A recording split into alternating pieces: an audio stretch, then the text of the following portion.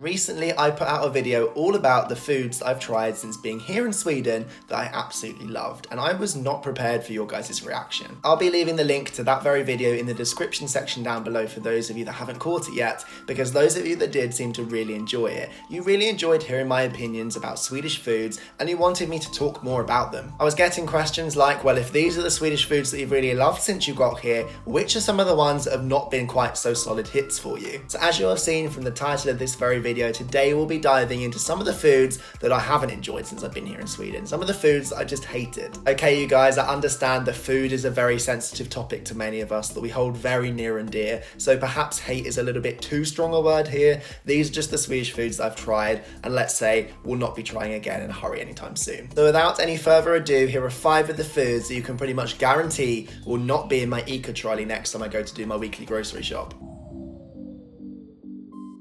And what better place to start us off today than with number 1, Cali's Caviar. And I'm sorry you guys, as I know that this will be hard to hear for many of you out there, but caviar is not an instant hit with me whatsoever. If you grew up outside of Sweden, I'm pretty sure that you've learned somewhere along the way that caviar is this super expensive, super fancy food that they serve in Michelin-style restaurants, and that's about the only place that you have to worry about whether you should be tasting this or not. So imagine the shock when you come here to Sweden, you're walking into the local supermarket, and around every single corner, it seems, is tubes and tubes and tubes of different caviar. And just like olives or capers, caviar is a very acquired taste. So if for 1 second I was to forget all of my preconceptions and buy myself a tube of caviar, you can bet your bottom dollar that it would be the smallest one you can buy, and I would be using it for a very specific dish or occasion. So imagine my shock and horror here in Sweden when people reach for it to put on their sandwiches at breakfast time. I mean, there's a lot of us that struggle to wake up in the morning, but there are lots more conventional ways to do it than caviar. I mean, have you tried caffeine or a smelly cheese? Why do I need to be woken up with the waft of smelly fish? And I'm sure that the fault here is all mine. I'm just not cultured enough to understand this tradition. But it would be the same as if you served me sushi with my morning cereal. It just doesn't feel like something I should be having before 12 o'clock, let alone at 8 o'clock in the morning. But rest assured, not everything I'm going to be talking about on this list today has quite such an acquired taste as caviar does, because the second thing on my list today is 2 foodstuffs that on their own I have no problem with whatsoever. In fact, I quite enjoy them both. But when the Swedes blend them together, it creates what can only be described as some sort of disturbing chaos. It's, of course, banana on pizza. And if you saw the video that I did about the Swedish foods that I love, I'm sure that this one will come as no surprise to you. Because when I talked about the fact that I love Swedish pizzas, I made a very clear exception, and that was fruit on pizzas. And I said banana was the absolute ultimatum. When you reach that point, I am absolutely horrified. In fact, quite a lot of you guys pointed out the hypocrisy in that video because I said how much I loved curry and that you could literally put it on anything, and you guys came out on your thousands to tell me, well, what about pineapple, banana, and curry pizza? Yes, you guys, I'm sorry to say banana on pizza is a step too far for me, and I really wish that it wasn't, because my girlfriend is one of these people that absolutely loves banana on pizza. In fact, sometimes she requested it on her birthday. I just don't understand it. Back where I'm from in the UK, Hawaiian pizza, which is pizza with pineapple on top, is already the least popular pizza around. So when you add banana into that equation, you can imagine that it's something that we just don't want to see in front of our eyes. I think for me, it's the fact that the banana gets all moist and damp and soggy when you warm it up. It's almost like eating baby food on a pizza.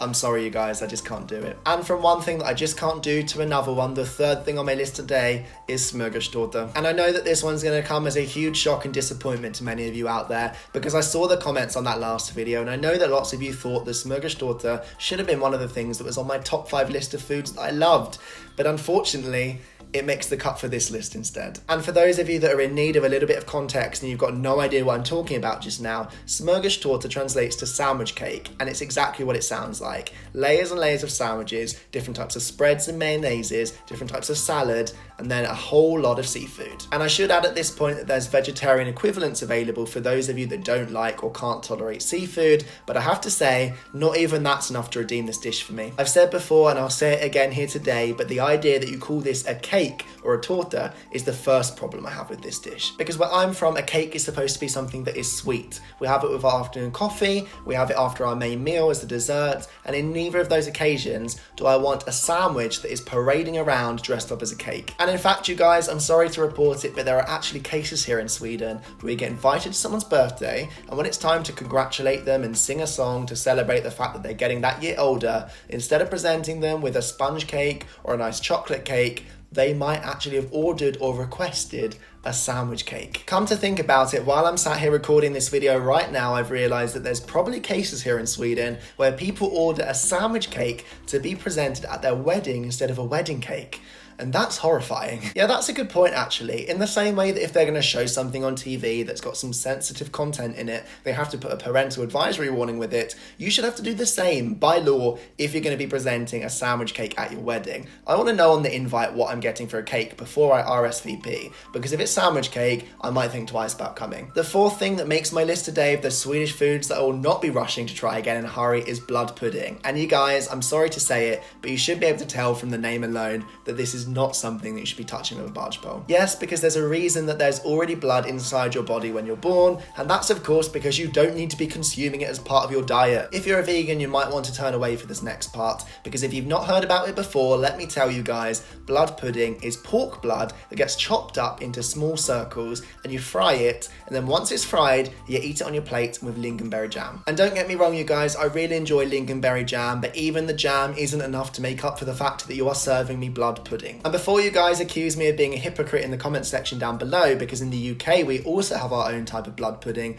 let me tell you guys what, my dislike is not precious to the Swedish blood pudding. In fact, my feeling is mutual for both. I don't want either of them in my shopping basket or on my plate. And what I'm learning through the course of filming this video is that my dislike here is for the way that the Swedes use pork, because my fifth thing is also related to their pork habits. Yes, because my fifth and final thing on the list of Swedish foods that I really don't like today returns us back to breakfast time, where after I'm already gobsmacked that you've taken your caviar on your bread, you might then reach for this next thing, which I also do not want to be anywhere near. And of course, I'm talking about leverpastej or liver paste. Because ladies and gentlemen, if you're spreading this on your morning hard bread, what you're actually eating is coarsely ground up pork liver and lard. And whilst I'm not a fan of liver to begin with, to make matters worse, the Swedes then add pickled cucumbers onto this dish as well. So you've got your liver paste, you've got your pickled cucumbers, and you've got your bread. I'm actually surprised that nobody has thought of using this as a method of interrogation, because if you're putting pickled cucumber and liver paste on top of bread,